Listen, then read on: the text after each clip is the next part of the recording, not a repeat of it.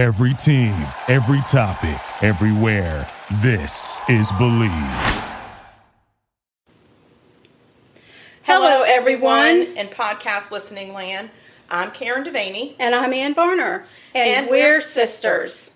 Welcome to Sugar-Coated Murder, where we'll discuss and probably inappropriately laugh about and comment on. Yep, one of our favorite subjects, murder. Oh, and we love to bake. And why not combine our two favorite subjects? Baking and killers.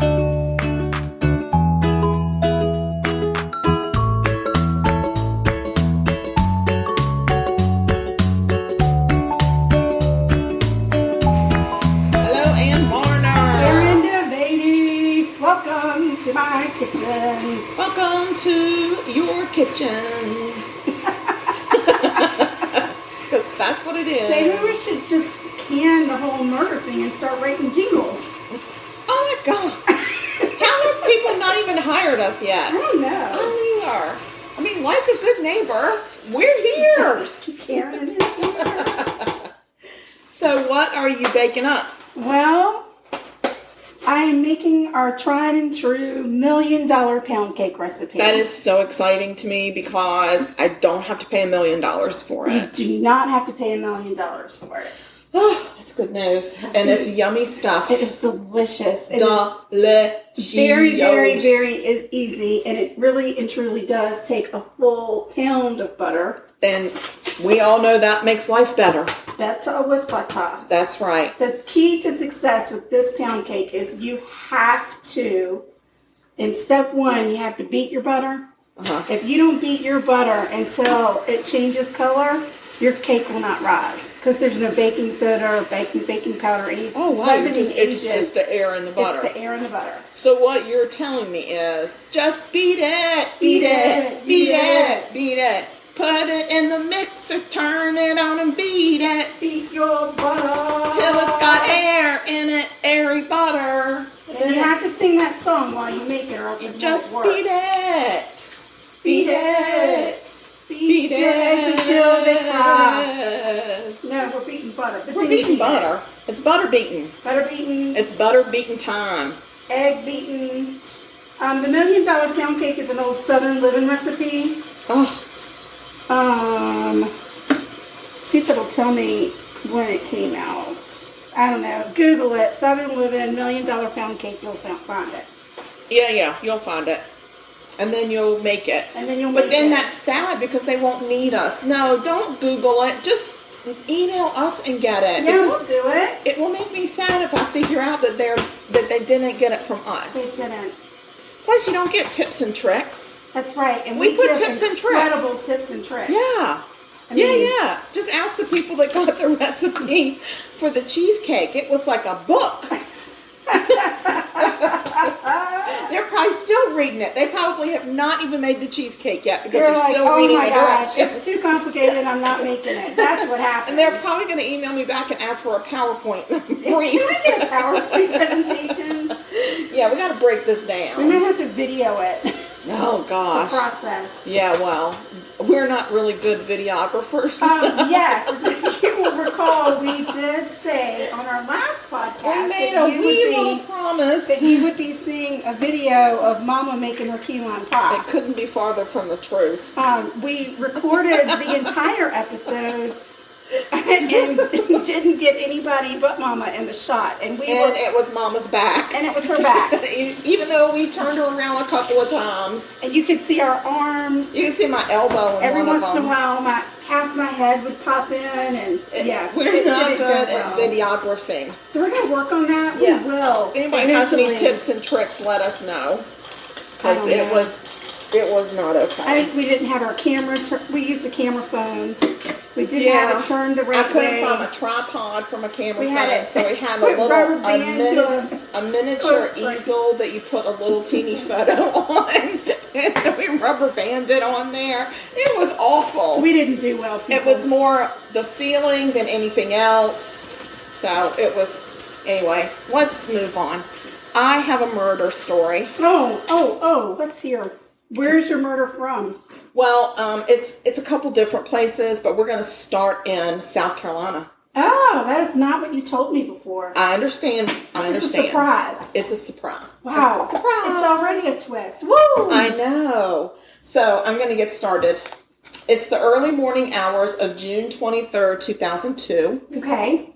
A young girl runs through the parking lot of an apartment building. She is terrified. She's terrified. Mother effer. I have not even had bourbon. Dang it. What is happening? Terrified. She is terrified and freaking out. Oh, I see. I see what happened there. She has a pair of handcuffs dangling from one of her wrists. Oh, dang. And she has partial bindings on her ankles. Ugh.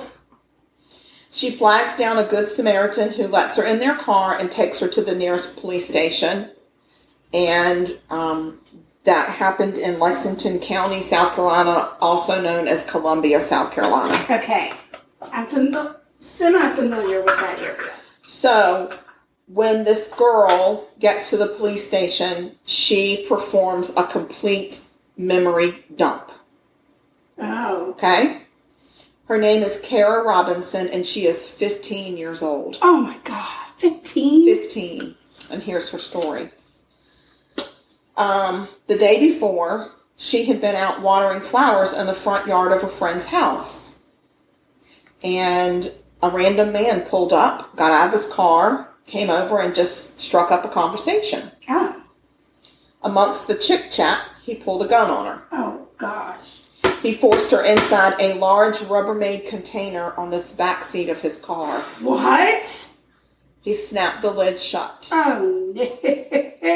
He drove for about 10 or 15 minutes and stopped, unpopped the lid, slapped some handcuffs on her, put the lid back in place, and drove some more. Oh, my God. He lifted the container with her in it out of his car, dragged it through the parking lot, Lord of mercy, and up into his apartment. Oh, my gosh. And then he takes her out. He stuffs a wad of paper towels in her mouth. He binds her at the feet, ties her to a bed. God. He repeatedly raped her over the next 18 hours. Jiminy Crickets, what is it with you in these stories? Well, I don't know. I really don't know. And he fell asleep. And while he was sleeping, she forced her hand out of one of the handcuffs. Untied herself. Yes. Escaped and ran for her life. Woo! That's why I tell these stories. So, this 15-year-old, courageous young woman had the presence of mind to memorize every detail she could, from the time she was forced into that Rubbermaid bin to the time she made it to that person's car. Wow. Based on her memory dump at the police station, the police were able to go directly to her attacker's apartment door. Oh. His name is Richard Mark Evanetz. Or Evanetz. Oh, okay. Evonitz. Okay. Evanetz. I don't know. In my head, I keep calling him all sorts of names, like Ivanovich and Ivanovich, and it's not any of those. Okay. So I'm just going to say his name is Mark, or asshole, or monster, or you'll know who I'm talking about. Right. Okay. So when they got to the asshole's apartment, he had fled. He woke up and said, "Oh, he said, "Oh shit, my person escaped, so I'm going to leave." Go. He actually ended up fleeing to Orangeburg, South Carolina, and got a hotel room there. And so what happens is a 3-day manhunt ensues. And he has, so as he's fleeing, he calls his sister, who also lives in South Carolina, and confesses some things to her. Oh, dear. Yes. She actually goes to Orangeburg to meet him and see him. Okay. Knowing what he had done. Okay. And then hopefully she's called the police and said, and when she heard that the police were headed hot on his tail, she called him again so that he could leave. Are you kidding me? This is the kind of family this guy's from. Yeah, let me just tell you right now, that's not how I would handle that situation. Not cool, family. Not cool. So they find him in Sarasota, Florida. And there's a high-speed chase. Oh. And they finally get him cornered. Okay? Okay. They release the police dog. Oh yeah. The police dog goes and starts biting him. Right. He pulls out a gun. Uh-oh. Don't say it. He puts it in his mouth and pulls the trigger. Okay. Thank God he did not hurt that dog. Thank God. Thank God he just committed suicide. Yeah. So, like I said, as he was fleeing, he confessed to his sister. He had called and confessed to her what he had done. So, we're going to go back to Kara.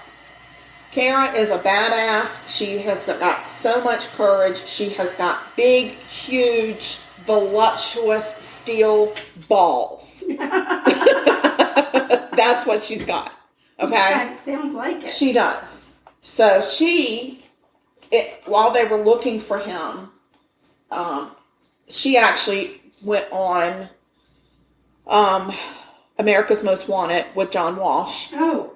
Nice. They didn't show her face, but she described exactly what happened in her attack, which I didn't give you all the gory details. Thank you. Yeah.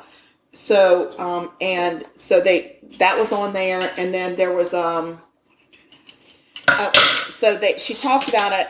They said that he was the most wanted. He committed suicide, and then she went on to explain what had happened. Okay. Okay. There was a $150,000 reward out, but not for him. For his sister. I'll get to that. Yes. But in her interview, this is what she said to John Walsh. And I'm going to quote her. She said she was disappointed by his suicide. And this is the quote. I wanted to go to trial and let him see me again and know I was his downfall. I wanted him to look at me and know that choosing me was the biggest mistake he ever made. You go, girl. That's a badass. That's a 15-year-old girl that says, I am not going to hide. I am not going to cower. I want this man to see me for who I am. Yes. So, 8 years later, she actually graduated from the South Carolina Criminal Justice Academy, the only female in her class. Oh my gosh. And in 2018, Richland County, South Carolina Sheriff's Department honored her at the 31st Annual Victims' Rights Conference. Wow. And by then, Kara had become a special deputy in the Sheriff's Department. Yes. I love that. I do too. I love that. So now we're going to go back to Evonitz. Asshole, monster, demon, I don't know. Dead man. Spawn of Satan. And I'm going to just pause right here and let people know that this is a warning that you may not want to hear this and you can skip forward because some of this is pretty dark. But I'm going to cover it because it's about the psychology of this man. All right, so just a reminder, she's warning you it's going to get dark. It's going to get dark. If you don't think you can handle it in your mind, think about what this guy's already done. Yeah. It's going to get dark. It's going to get dark, and it's okay. Nobody cares. Nobody's going to judge you if you don't want to listen to it. So I would say skip ahead at least 15 minutes, and then if I'm not singing a song or something, just keep going forward. I don't know. You know what? Before you get in this, could you please pause? I forgot to feed Trout. And he is starving. Speaking of demon seeds. Okay, well, what she meant was pause my story. I didn't mean for her to put the whole thing on pause. And she's just chit-chatting away, and I finally looked at her and said, we're on pause. And she goes, why are we on pause? Because you heard her. She said pause. And I paused. All right. Golly day. Okay, now I'm going to warn you Made again. myself a Bloody Mary, by the way. Thank God. So I'm going to warn you again, it's going to get dark. Doink. So, this jerkwad, Richard Mark Avenance. We said we would call him Mark or asshole. So, asshole. Yeah. Richard Mark Shithead. He was a 38-year-old decorated Navy veteran. He lived in Spotsylvania, Virginia from 1993 to 2000. Listen, I know some people from Spotsylvania, Virginia. They might be a little loopy. I'm just saying. Just saying. I hope they're not listening. I'd be shocked if they were listening. I'm just apologizing right up front, just in case. I don't think you should. They are my ex-in-laws. Oh, I don't care about them. I wasn't sure who you were talking about. I was afraid it was somebody I knew. I didn't want to hurt anybody's feelings. Well, how often would I say something ugly about somebody that you knew? I don't know, Sugar. You've been in a mood since I got here. Lord have mercy. All right. Listen, you're taking away my drama. All right. Get back to your drama. Drama llama. So, he lived in Spotsylvania, Virginia from 1993 to 2000. He met his first wife there. Her name, I can't remember. I have it written down, but it's the wrong name, so I'm not going to say it. Okay. So they, the happy couple, moved back to his hometown state of South Carolina in 20,000. 20,000. Do you need a drink? What's happening? Do you need a Bloody Mary? No. I told myself I'm not drinking tonight, but it's like my brain didn't listen. I'm the cheapest drunk alive. Woo! Okay, so we're going to talk about Spotsylvania, Virginia back in the 90s. I was there, I know. Okay, well, in 1996, you were not there. Yeah, I was. You were not living there. I wasn't living there, but I was visiting the crazy people there. That's very true. Okay, anyway. 16-year-old Sophia Silva went to do her homework on the front steps of her on the front porch of her home. Okay? Okay. This is on September 9th, 1996. Okay. Her older sister was inside the house. Sophia disappeared into thin air, leaving behind her homework. Oh, my God. Okay? Oh, I remember this. I knew you would. Oh, yeah, I do. Now I got it. I'm picking it up. Her body was found a month later in a creek in King George County. Mm-mm. It was wrapped in a white cover, and her pubic hair had been shaved. Oh, my God. Yeah. So, they're looking for a killer that's pretty depraved at this point. May 1st, 1997, Fredericksburg, Virginia. Two sisters, Kristen Lisk, the age of 15, and Katie Lisk at the age of 12. They get off of their school buses, and they disappear into thin air. Ugh. Their father got home from work that evening, only to find Kristen's book bag laying in the yard, and no daughters. Oh my God, I cannot imagine what that must have And I remember this. I remember this happening. Too. Oh God. Both sisters were found dead 5 days later in a river 40 miles away. Both were covered in blankets, submerged in the water, and both had their pubic hair shaved. Monster. Right. All three cases have these similarities. They were abducted from their home quietly. They were all the same age group. They were strangled or suffocated, but that was the cause of death. They were dumped in water. To get rid of the evidence. All three of them had their pubic areas shaved. Ugh. They had all been raped. And there was male DNA collected on all three bodies. So the water didn't work, mofo. So, the cases went nowhere. They actually, after the first girl went missing, they actually arrested a man that was out on parole for a felony. Mm-hmm. They arrested him, put him in jail, and while he was in jail, the two sisters got kidnapped and murdered, and they let that guy go because they knew it couldn't have been him. Right. So, once they knew they were linked, they let him go. So anyway, America's Most Wanted puts the case, I can remember watching it on TV, puts the case on, and there's a $150,000 reward for the capture and conviction of whatever shit monster is doing this to these girls. So, when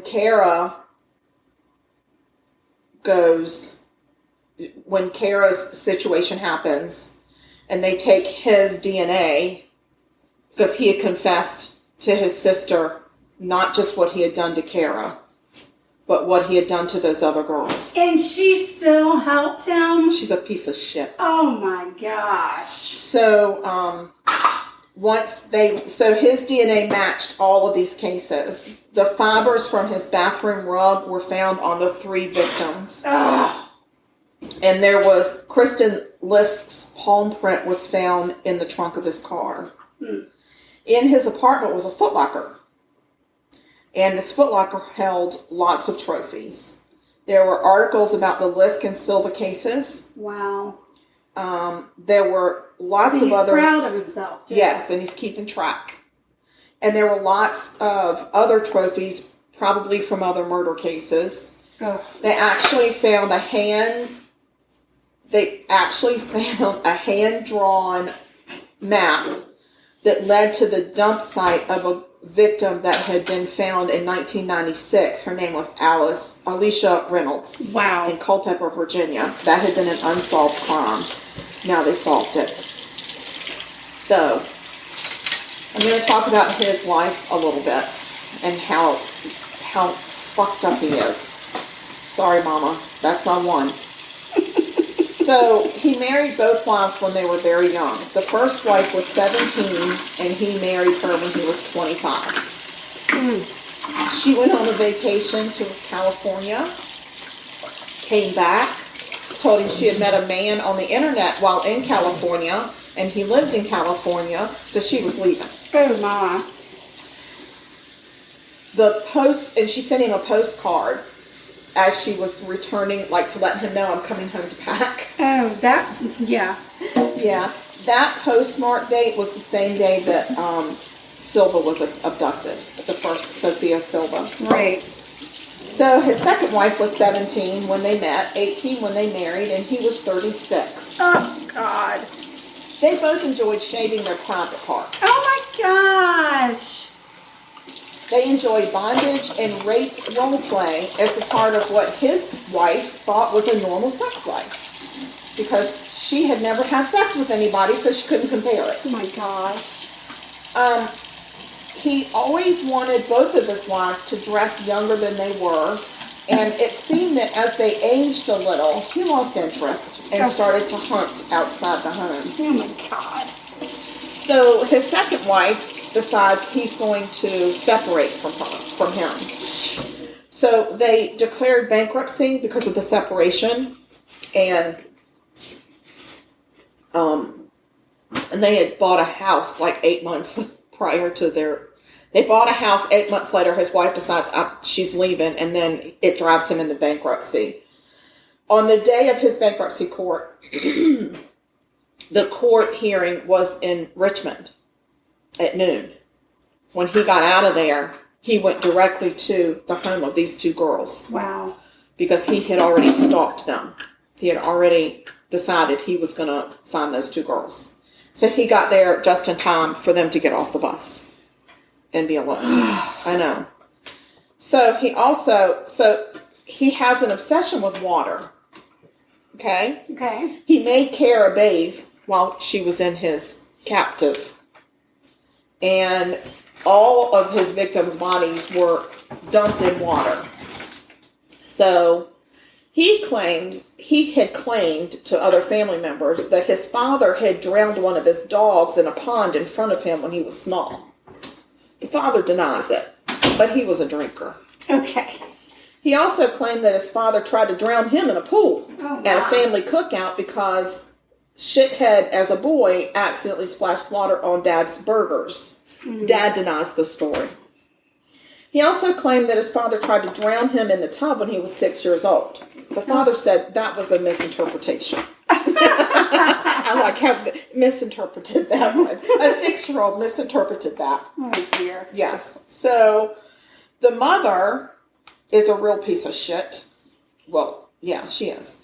She always protects him throughout his life, even when he gets arrested for pulling out his penis and masturbating in front of a random 15-year-old girl. Oh, my word. She simply bails him out of jail and goes on about life.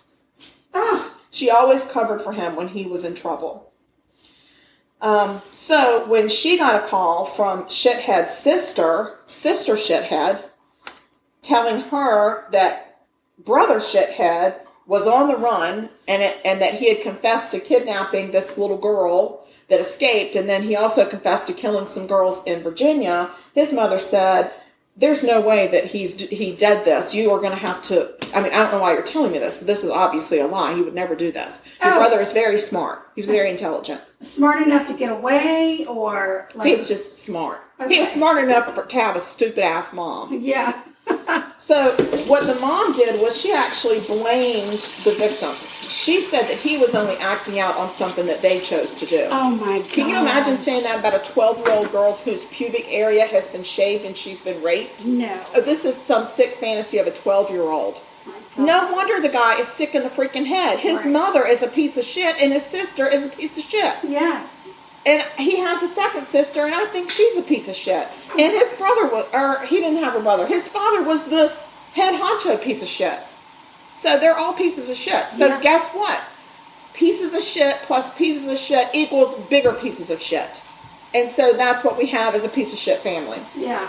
The good news from this story, though, is that Kara got a $150,000 reward because she is the one that led to the capture and the solving of that case. $150,000 doesn't mean squat. It doesn't mean squat. Well, first of all, this was back in the early 2000s, and she at the time, she was 15 years old. Oh, so maybe it helped her get to college to get that. Maybe that's how she got there. I don't know. But she is now she's a Cape Crusader crime fighter. I love it. And yeah, she's still in South Carolina. Woo! So I don't know what it is that just pulls me. I started 2 other murder stories this week, and I got halfway through and I was like, this isn't working. And when I found Kara and read the story of her, how she escaped from this man and she survived, I like these I survived a serial killer thing. Yeah. But then when I figured out that the serial killer had killed these girls that we knew about in Virginia, I was like, this is why I keep getting drawn to these. Listen, I'm the same way. I could start one and get halfway through it and it's just not working. I think it's all about who needs their story told at just the right time. I agree. And our friend Andrea has told us that more than once. Yes. That it really is that because we have I would say, I have an intermediate to light connection to the spirit world. But I think that's what happens is we are guided to these stories by some unseen hand. And I'm thankful for it because when I read stories like this, the last one I did earlier this week was on a girl that survived. She was the only surviving person from a victim of a serial killer. Yeah, very true. So I don't know, I keep getting pulled in, but keep doing it because it's, like there's a reason. I can't even help it. I don't know if it's I connect with the victim in some way, like when I'm reading their story or where they're from or that it's a familiar place or something, but there's something that draws me and clicks with these stories. So I love them. I don't love that they happened. I love that we get to talk about survivors. Yeah. That lived through it. And I just never want the murder to be about the person that did it. Mm-hmm. I never want that. Even though I did talk about his dark past, I needed to know what made this person tick. Mm. And he actually... I can tell you, the devil. That's true. And he actually, the FBI actually had a 4-day seminar of all these criminal profilers and forensic psychologists and all these different people that actually converged at Quantico and did a 4-day seminar just on this guy. Oh, that's great. So they really wanted to delve into him to find out psychology of it and everything. Yeah, to find out how did he get here? What made him this way? Right. So I'm sure there's more in-depth stuff, but I gave you the highlights. There's just a lot of darkness with this man. Yeah, I think the goal is to stop the serial killer before they become a serial killer. I completely agree. How do we pick up on these things Yeah, because they don't just wake up one day and start serial killing, and they've had this pristine life before that. Yeah. Yeah. So, and listen, mamas. I'm a mama. I have a boy that I absolutely adore, and I think that the kid can do no wrong. But I know the kid can do wrong because he's as human as the rest of us. And if I have a son who gets arrested for pulling out his penis and masturbating in front of a young girl, I'm going to need to get him some therapy or put down some strong rules about the rest of his life. Yes. And that is going to depend whether or not I'm even in it. It's no longer boys will be boys. We now know that that's not true. Exactly. And I just keep seeing these mothers of these monsters who just can't believe it's their son. Oh my God, I think they're lying. I think we have to stop that. Right. And don't ever blame a victim. Don't ever blame a victim. A victim is a victim because they were forced to do something against their will. Whether it was hand over their money or their purse or their car or their life or their sanctity. Right. Something was taken from them against their will. Right. So they're a victim. They cannot be blamed. No. And I'm tired of it. Me too. # stop this shit right now. Amen. Preach it, sugar. Preach it. Preach. Okay, well, I'm off my soapbox. All right. Well, that was a good one. Thank you. Thank you so much, sugar. You're welcome. Mm-hmm. And so, where's the cake? I have the pound cake in the oven. This is my golf. Isn't this the way the people at golf do it? I don't know. Yeah. Oh dear. Lance Bass thinks I was beckoning him. Yeah. Yeah, the cake's in the oven. It takes an hour and 40 minutes to cook in a 300-degree oven. Ooh, you better talk slow. I know. No, just kidding. We won't make you suffer through all of that. Mm-mm. So we'll pause until it's time to so I'm ready to take a seat and tell my story. All right, I'm going to pause it so we can get situated. Okay. All right, we're back. Oh, yes we are. We're going to have to see how things go. Trout has eaten his dinner.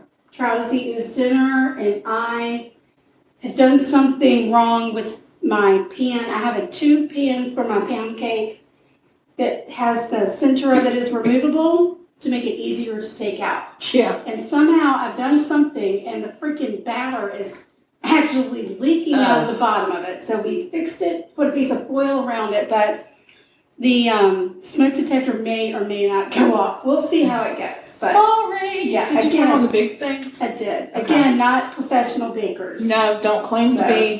We're not. That's not us. I'm sure that has happened to other people. It has to have. Well, it's happened to me, so I'm an old person.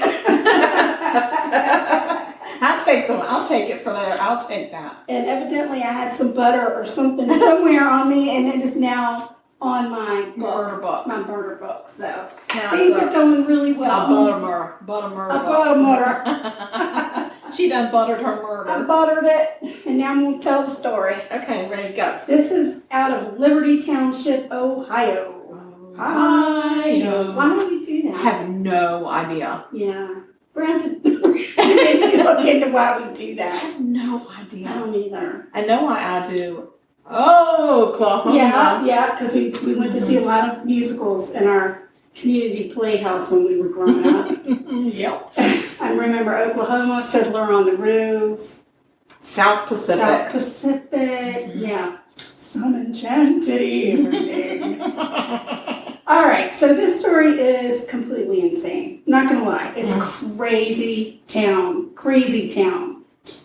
I'm not even gonna go all the way back to the beginning and tell you how these two crazy kids met. Oh, no. It just doesn't matter. It's two people. It doesn't matter how these kids met. It doesn't matter. It just doesn't matter. Okay, let me have it. I'm not even going to talk about their life together. I'm not going to talk about their two precious little boys that they have. I'm just going to start with the messy part. Okay. Okay? All right. This is the part kind of where the love story ends. Oh, no. Amy Jones and her husband, Chris Rizos, that's Rizos, R-E-Z-O-S, if you ever want to look it up. Rizos Look it up. are getting a divorce. It's a story we've all heard before. They married in 95. Chris was verbally and mentally abusive. By 2004, Amy had enough. She packed her crap up and she moved out. She got the hell out. And she took her boys. Moved out. Right. See you later, bye. Chris didn't take it well. And whenever he and Amy needed to discuss things like the custody of the boys, they would meet at a hotel. Okay. Neutral ground, right? Sure. So one afternoon, Amy's waiting for Chris in the hotel room. There's a knock at the door. Wait, they actually would get a hotel room? Yeah, it was like it wasn't a hotel as much as it was like an interstate inn. But like why would you get a room? So they had somewhere to talk. There wasn't like a lobby in this place. Oh, I thought they just like met in the parking lot and talked it out or whatever. No, I don't know. It's just odd behavior. Okay. I don't know what to tell you. You can maybe call somebody. I am. I will. At the end of the story, I will Okay. call at All the right. end of the story Okay. when I find out who the last man standing is. Okay. So Chris is at the door. She opens the door. He steps into the room. Amy starts talking. Chris pulls out a mag light, one of the heavy steel flashlights, and whacks her on the head. Amy falls to the bed, and Chris grabs a pillow and holds it over her face, trying to suffocate her. And over again, he's saying, just make this easy, just make this easy. Well, Amy manages to fight her way out, and she heads for the door. Good for She's her. like, I'm getting out of here. I'm outie. I'm out. But Chris grabs her, and he says, you're not going anywhere. And then he raises that big old flashlight, and he hits her over the head again, rendering her unconscious. Uh-oh. Yeah, I mean, you have to think, those mag light flashlights are gosh, it's like a weight in a yeah, weight room. Yeah, and he has whacked her good. Okay, first of all, this is why you don't get a hotel room with the man that you're in separation with. This is why. He didn't get a hotel room with her. She got a room. You That's don't what meet they in a did. hotel room with him. Or maybe she was staying at the hotel for a night. I don't know. I'm saying not a good idea I to be in a said hotel room with right him. from the beginning, I'm not going to go back and tell you how we all got to where I we just got. feel like you skipped a major situation. Listen. She's dumb. I hope she knows as she's dying on the floor that she's really stupid. Okay. Sorry. Have you got it out of your system? Okay. If you're sure you got it out, I will continue. I keep looking over to see if I've got flames shooting No, out. there's no flames. Okay. So, all right, she's unconscious. Thank God they had gotten a room because somebody next door actually hears the commotion and calls the police. The police officer arrives. He knocks on the door. He hears noises as he approaches the door, and then they stop. And a couple seconds later, Chris comes to the door, and he looks shocked to see the police. His hands are wet, and he's covered in blood. What are you doing here? Oh, I wasn't expecting company. Clearly. The officer can see Amy lying on the floor halfway in between the bathroom and the bedroom, unconscious. But because the officer is waiting for backup, he can't go check on Amy. He's got to put his focus on Chris, who is now sitting on the bed, and he's telling the officer, my wife and I were robbed by an unknown man that broke into the room. Now, His name is Maglite. Right. His name is Happy Maglite. So the officer's looking around, and he's like, you don't have any marks on you that would indicate you had been knocked out or whatever, and there's like not a lot out of place. I'm not seeing anything that would have been stolen. And Chris is like, oh, no, an unknown male came in and robbed us, and he's knocked my wife out. You got to help my wife. He's knocked her out with my Maglite. Right. And it really is just like less than 2 minutes later that the guy's backup arrives. And now the police officer can go focus on Amy. He gets to Amy. She's face down on the floor of the bathroom, and she's covered in blood. The bathroom is covered in blood. And the bathtub is halfway full with bloody water. Has she been drowned? He flips her over and he wipes water from her face because she's gasping for air. Struggling. Clearly she had been in the water. She had open gashes on her head, on the top of her scalp, and she was bleeding profusely. She's gasping for air, but believe it or not, she's conscious. Yeah. She couldn't speak. She couldn't move. But the officer said, if I ask you questions, could you blink? And she blinks yes. So once for yes, twice for no. He starts the first question. He said, did your husband do this to you? She blinks her eyes once. He said, is your husband in this hotel room? She blinks her eyes once. So police arrest Chris. They don't take him away. They just arrested him on site trying to figure out. Amy's rushed to the hospital in critical condition. Chris had hit her 4 times with that flashlight. He tried to drown her in the bathtub while she was unconscious. Amy had 4 opened skull fractures that required 30 staples. 30 staples. I mean, your head is not that big. Think about it. And when they do staples, it's not like they're right together. No, like they're spacing. They're spaced out. You're making me queasy. You're making me queasy. I'm gonna take another sip of my You're making me real queasy there, sugar. Don't talk about a staple. And she had lost a massive amount of blood. I can't imagine, because head wounds just bleed and bleed anyway. But she's alive. Good for her. Yeah. They finally do take Chris to jail because he has had no prior arrests, no prior run-ins with the law.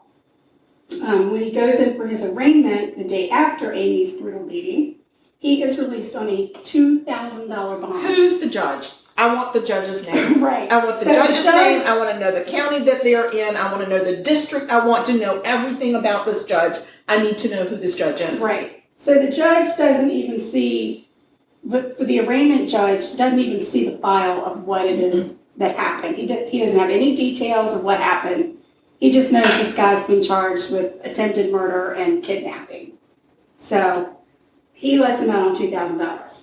Yeah. There's no excuse. $2,000. I think there should be just a minimum. If it's attempted murder, it's $50,000. If it's kidnapping, it's another $50,000. Like, why can't we just have a sliding scale, a laminated sheet, a menu per se, for them to just pick from? Call me crazy, but I think that you maybe shouldn't get $2,000 bond if you have murder anywhere in your arrest warrant. I kind of agree with that. I know there are people that have been arrested and set free later because they were innocent or they weren't the person and the investigators were barking But the majority of them... Yes. Okay, so anyway, we have now let a man who has beaten his wife with a steel flashlight, tried to suffocate her and drown her, out of jail on a $2,000 bond while she fights for her life in the hospital. I just don't like this. Hell. This is not setting well with me because this is so stupid. I know. Can you imagine? She is fighting for her life. And I hope nobody told her. No. That he was out on bond. I don't know what they were able to tell her because she was in having brain surgery. Fine, but I hope they at least guarded her. And they had guards outside of her room at the hospital. If they had told me in the middle of brain surgery, I'd have gotten up off that table. I got to go. And said, I'm going to get this son of a bitch myself. Right. Yeah. So Amy comes out of it. She's okay. She just a couple of weeks later, believe it or not, she's released from the hospital. She's completely okay. She's not completely okay. No, I'm not saying that. But she's recovering from a traumatic brain injury. So, and she has friends that are nurses that have volunteered to come to her house and help her. Her family's gone in, changed all of the locks, all of the security codes, everything on. Oh, I hope they change that Netflix password too. Son of a bitch isn't going to get my Netflix password. Right. No, you got that right. You are screwed. So they've got all the passcodes, everything changed. Her friend that's coming to stay with her actually went to her parents and said, I'm going to stay over at Amy's house. Can I borrow your gun? Oh, good for her. Right. And your samurai sword. Right, exactly. And your Doberman. Right. So Amy starts to settle back into her house. She's kind of walking around, and she notices that a handgun that she and Chris had for forever is missing. So, holy crap, right? Mm. Let's just jump ahead 2 weeks. Oh. So, it's 2 weeks later. Okay. At 2 weeks, Amy can now get her staples out. Stop saying staples. And she couldn't drive until she got them out. Of course not. That was like a thing. So, and she's now a single mother of 2 young children. She needs to get back to work. She's going through a divorce. He's hanging on to the money. She's got her screwed. So she's got to get back to my work. nerves. And oh, by the way, he was living with his parents because she had moved back into their home. And his parents lived 11 miles away. They couldn't have paid some bills for her?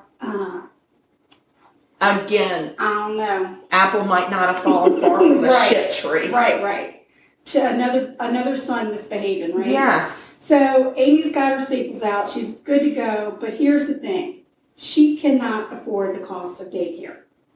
And before all of this happened, Chris's parents were taking care of her children. Okay. So she actually talked to his parents and said, would you be willing to come and take care of the kids until I can figure something out? No. And they said, we are very disappointed in him. We don't have any, he's staying here, but we don't support him. We are very upset and angry with him. We will come to your house. No. The kids won't even come here. No. And he can't. We won't even let him see the children. No, this is a badly written play.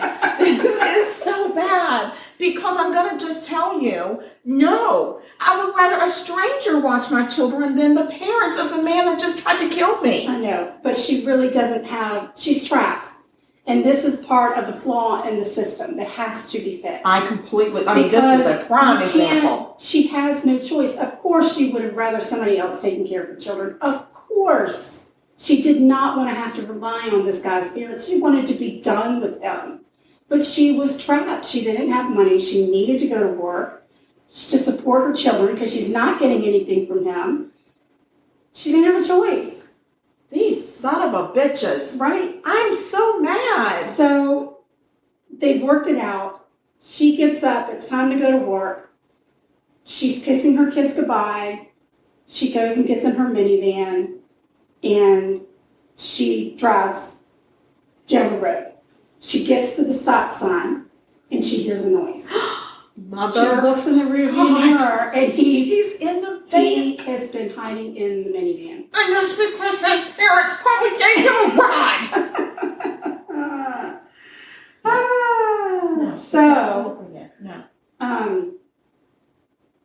She is completely freaked out. She's screaming at the top of her lungs.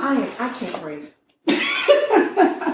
And it's a horror story. He's now in the back seat and has a gun to the back of her head. Oh. So Amy slams on the brakes because she's like, oh my God. She slams on the brakes and he said, take a break, drive.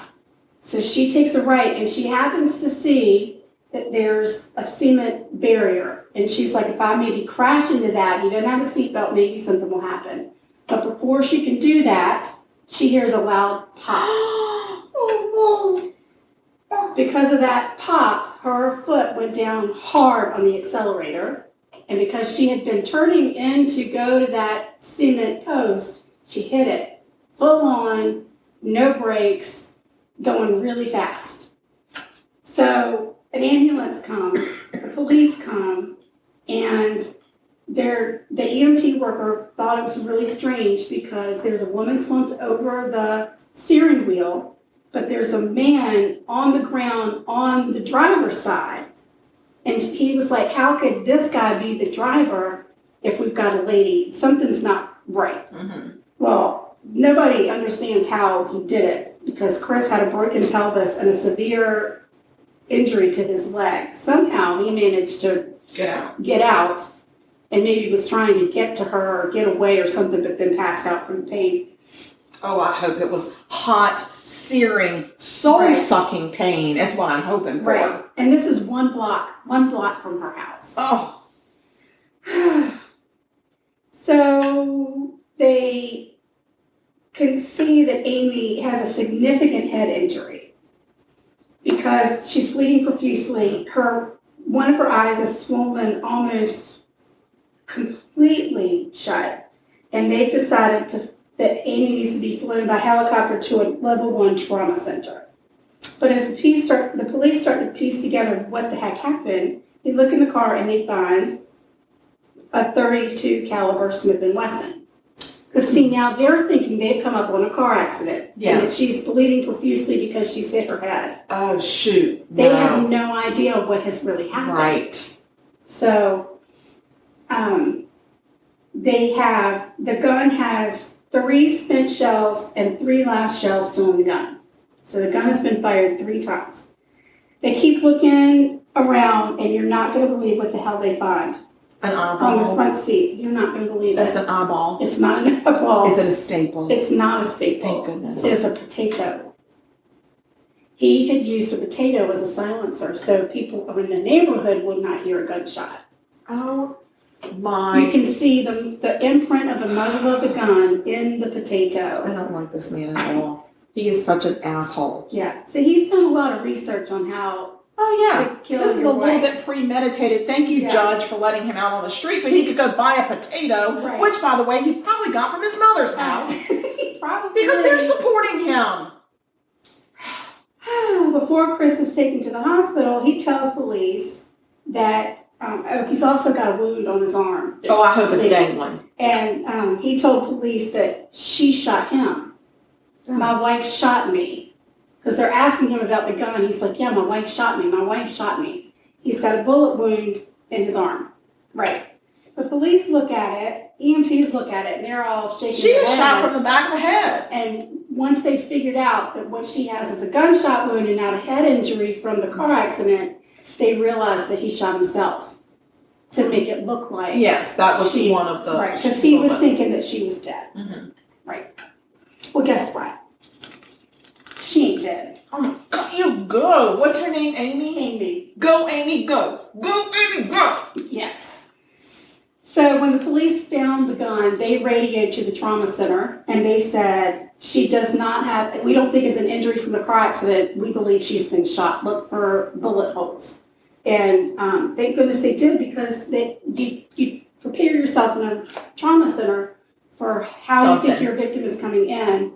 And now they can be like, okay, this is gunshot wound. Yeah. Otherwise, they would have wasted precious time Doing looking for scans. stuff, right, when it was in fact a bullet. Mm. Amy had been shot in the head twice. The trauma doctor tells the detective who called him they don't think that she's going to make it. Police ask if she's conscious, and the doctor said, you're not going to believe it, but she is conscious. But probably not for long. She's not going to make it. So the And she police, blinked with that one eye. I know. So the police rushed to the hospital trying to get a statement from her to figure out what they've done. Yes. And they actually hold up a recorder and record her. They ask her questions. They ask the doctors, is she able to talk? And believe it or not, she can talk. She can talk. She can talk. A superhero. I know. She can talk. But the doctors are frantically trying to save her life, because she's also got a punctured lung, a broken eye socket, broken vertebrae, and one of the bullets has gone straight through her brain, straight through the back of her head, completely through her brain, and is lodged just above her eye. So she's in rough shape. So it's incredible that she's alive, and more incredible that she's able to talk to the police before she's rushed into surgery. I love her. I know. Love her. So she tells them what happened was. What happened? You're not going to believe this. She told him about how he got into the car and held the gun to the back of her head and fired. And they get their statement. And as they're leaving, the detective asks the doctor one more time, because he's like, I think this lady's going to pull through. And the doctor said, she's not going to make it. She is not going to make it. So they called her family in. Her family get there. She's been rushed into surgery. The doctor says, we're doing the best we can to save her life, but I don't think she has a chance. The clergyman actually is the person who's the liaison between the operating room and the family, and he comes out and says it's grim. It's very, very, very grim. Oh, Ames. I know. But let me tell you something.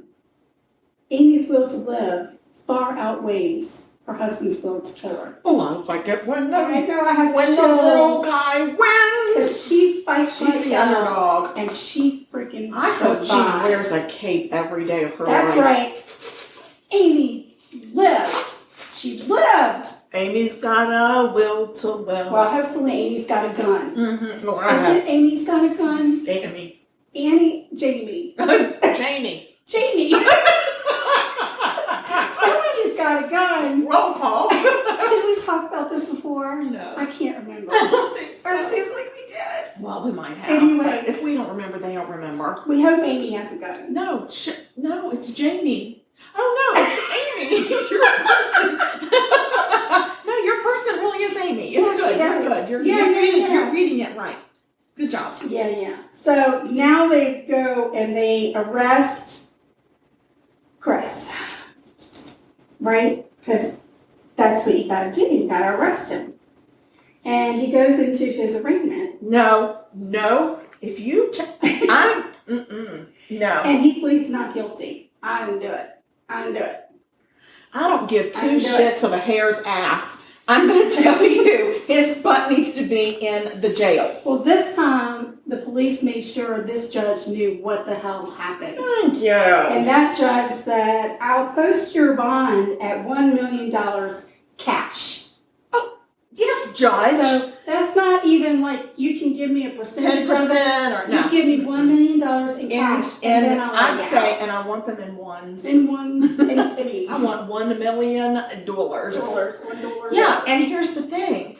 That judge needs to have a training class with the other nitwits that let him out. We need to have a training session now, a get well plan, so to speak, for this dumbass judge. So now the case lands in front of the DA, and the DA is like, Judge, I think you've been too lenient on him. We want no bond. Oh. We don't want there to be any possibility in the world that he could get his cans. Don't get your cans on them dollars. So the judge then revokes the bond. So there's no way he's getting out. Unless he digs his way out. Before his trial. Yeah. Amy is eventually released from the hospital, and Chris is behind bars. And she works really hard to get her life back in order and her boys' lives back on track. And 6 months after Chris tried to kill her twice, the police called Amy and told her to keep her guard up. Excuse me? Yeah.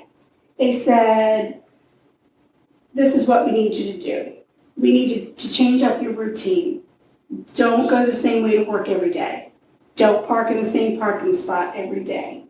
Don't leave your house at the same time every day. Don't wear the same pair of underwear every day. Right. Yeah. And here's some mace we're going to drop off for you. No. And he's like, what the hell is going on? And the police had gotten a tip from an inmate in jail with Chris to let them know Chris was trying to hire someone to kill Amy, her brother, and her mother. That's right. Oh, but not his parents. Yeah. You're not going to kill your parents, are you? No. Because they're assholes. When they were telling this story, and when I looked it up and read the information, there is a lot of speculation that perhaps the parents helped in some way, but they swear they didn't. And they were cleared of all wrongdoing. But how else was he going to pay the person?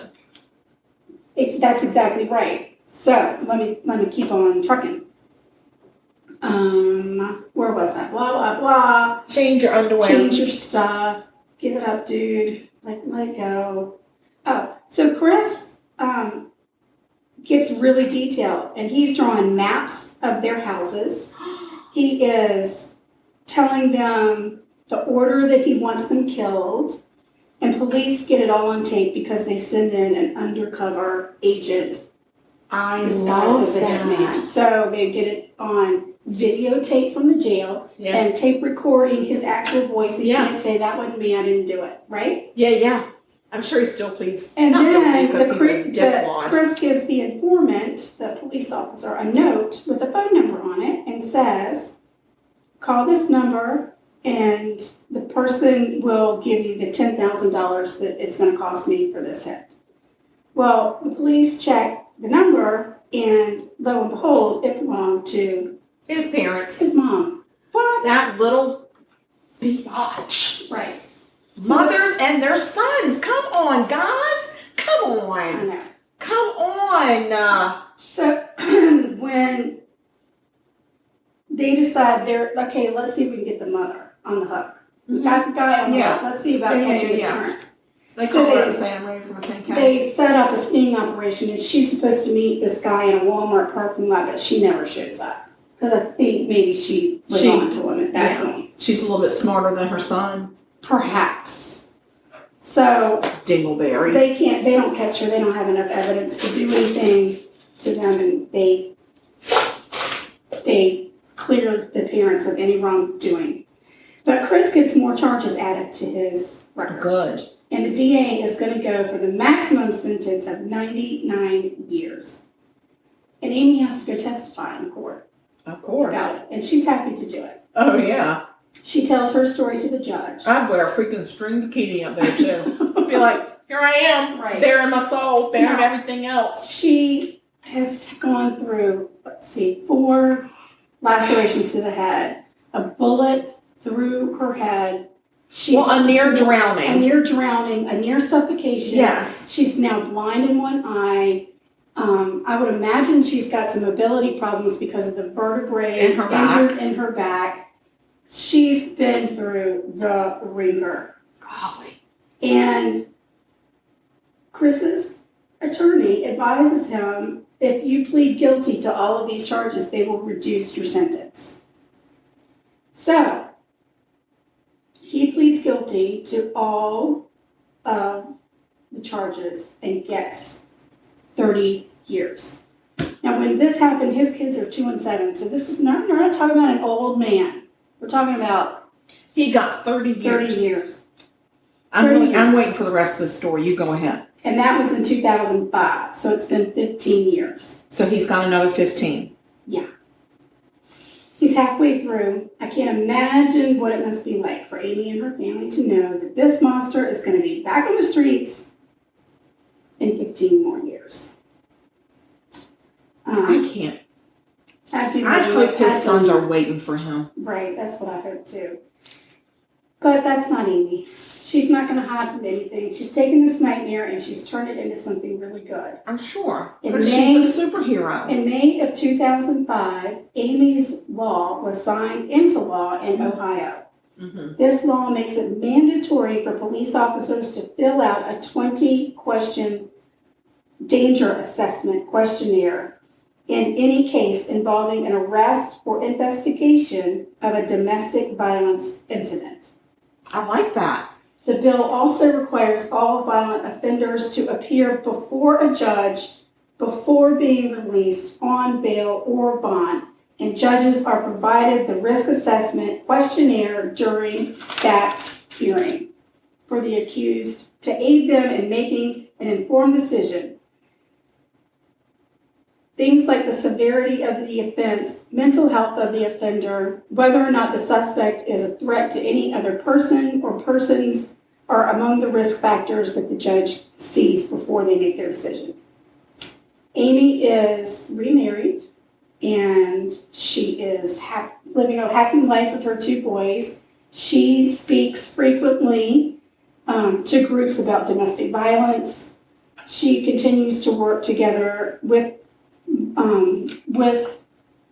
Congress to sharpen the domestic violence laws in this country. We need her to come to South Carolina. And she's on this show and she really is badass. I mean, she's out there it has not held her back one bit. Good for her. Not one bit. She's riding motorcycles and dirt biking and... Well, what I really hope is that she has a life where she never again has to worry about money.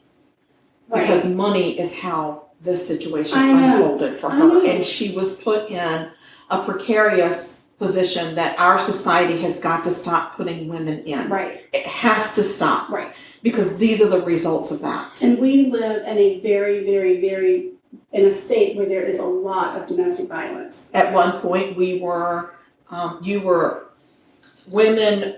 the leading cause of death in South Carolina for many, many years was domestic violence. Right.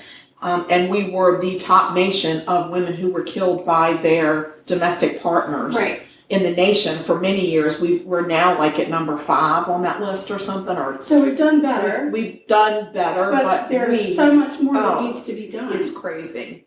It really is. It's in this whole country. And don't look down your nose and say, well, you know, should have called somebody. You were in a domestic violence situation. You should have left sooner. You should have never had children and that kind of relationship. This guy didn't even show any signs of this problem. Like, this is not, again, you can't victim shame. You can't. You just cannot. You cannot, unless you're willing to go and walk that same exact scenario in that victim's shoes and let it happen to you. Right. You can't victim shame. And he should have never, ever, ever been allowed to walk out of jail on a $2,000 bond. No. He should have been in that jail until his hearing, and then he should have gotten 30 years for just that. I agree.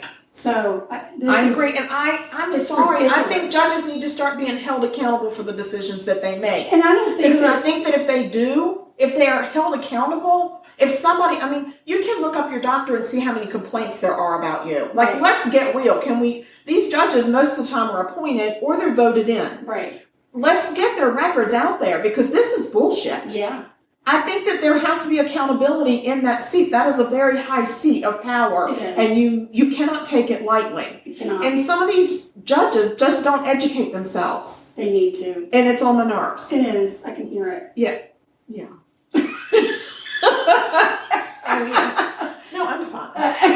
I'm fine. I'm just saying, I'm a little riled up about this one. Yeah, it is. But it's a survivor story. And I mean, look at us. We both did I survivors. know, it's crazy because I was going in a different direction. I'm a survivor. I'm a survivor. No, don't do that. It takes away. It takes away. Oh. Don't do that.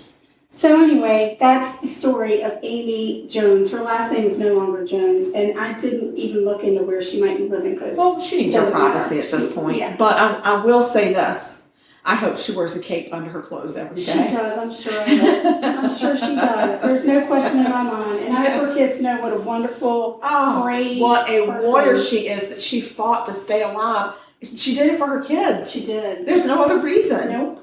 She's just a badass. She's a badass. And shame on that man's mama. I do think that the parents could have done more to... Where do you think he got the potato? I know. And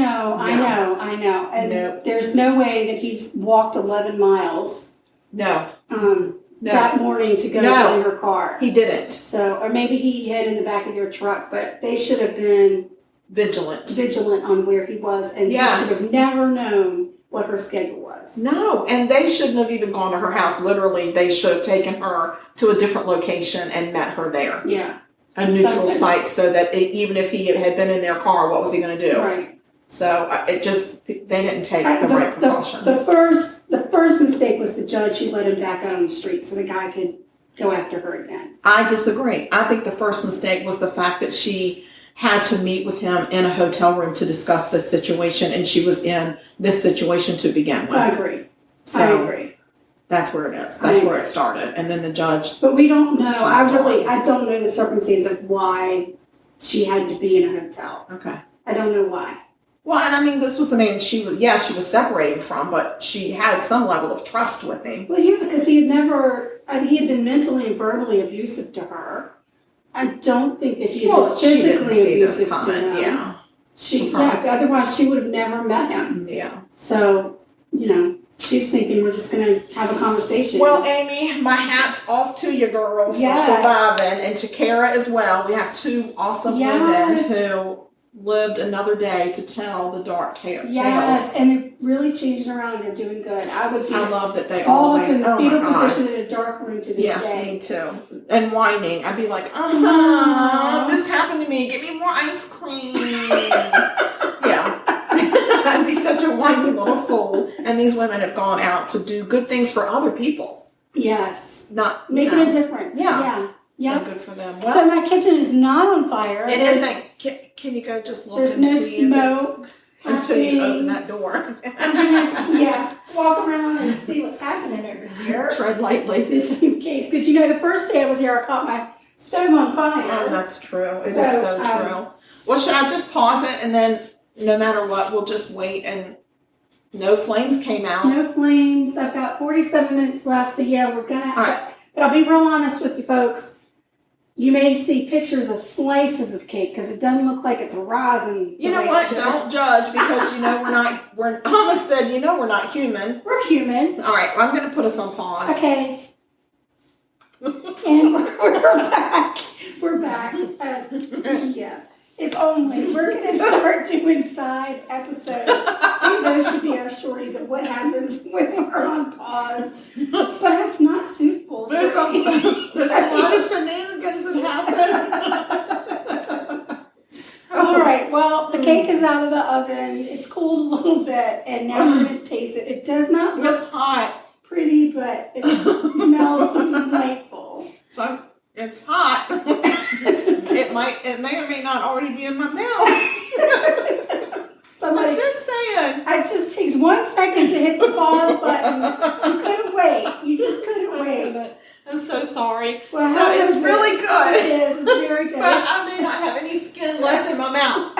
Well, you should have waited. That's what I get. But it's very yummy, guys. Yes. Very good. It's a very good warm. Can't imagine how good it's going to be when it cools. Oh, and so it can't always be warm, right? Because first day you take it out of the oven, it's delicious. But our family, on day 2, this is what we do. Not for anything, but we take a slice of pound cake.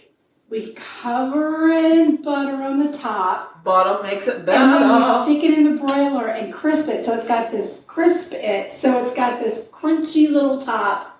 And it's got butter. And of course, there's already a pound of butter in the cake. So I don't know why we do that. But that's what we do. That's how we enjoy it. That's how we butter our murder. That's how we butter our murder.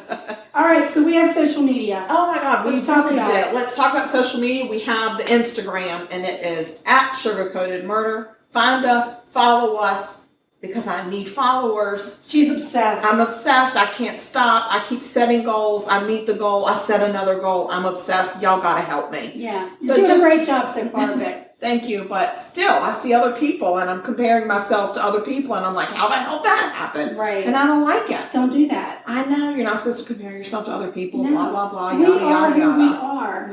They're either going to love I us am or who I am. Yosemite Sam. No.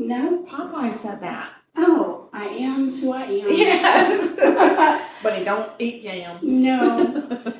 Okay, so that's the Instagram. We have email. Send us a message. Talk to us. Do you want our recipe? Do you want to tell a story? Do you want to be on the podcast? We'd be happy to have Do you anybody. want us to send an autographed picture to you? Oh, that's funny. That's really funny because that's not going to happen ever. Please, somebody request it. No. Please. No. Please. It's not happening.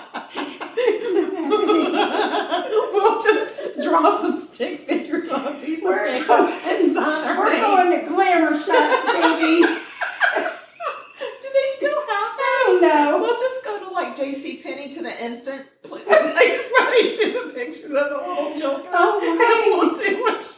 I don't know. We could go. They have that at Target. I think we could go to Target and have some photos missing. So going to Target, guys. We're going to Target. Y'all have to make the request, or there's no way I'm going to get her there. But just do it, okay? All right. And the way that you do that is you email us at murder.sugarcoated@gmail.com. And then we have a website. We have a website, sugarcoatedpod. Sugarcoatedpod.com. Yes, and we have a Facebook fan page and a regular page. The fan page, if you're not a fan yet, then you can go on the page and request to be a fan, and we let everybody in. So. Yeah, we're so not picky. We're really not picky. And that we sometimes we drop our sound check. Yeah. Versions on there. We don't put them anywhere else, God forbid. No. And we also let you know, y'all are the first ones to know on the fan page when a new episode drops. Yes. So, and the link is usually supplied right when it drops directly. And then the fan page, the fans are the ones that get the notification if we're doing a contest. Yes. At some point, we're going to get some paraphernalia. What is it called? Swag. I think we're going to get paraphernalia. arrested if we get paraphernalia. No.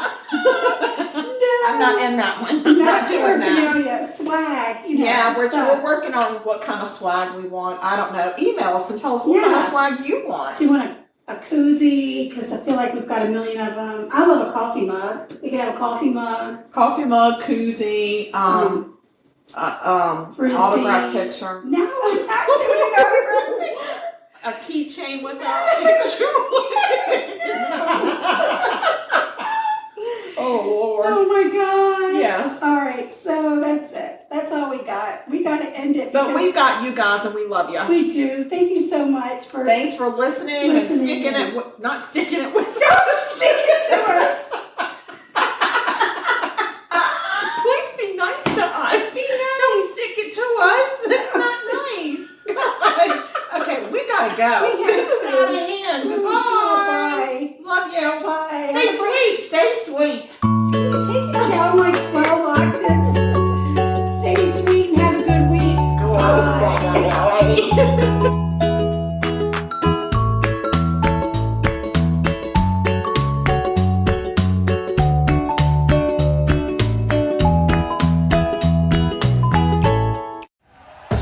Thank you for listening to Believe. You can show support to your host by subscribing to the show and giving us a 5-star rating on your preferred platform. Check us out at Believe.com and search for BLEAV on YouTube.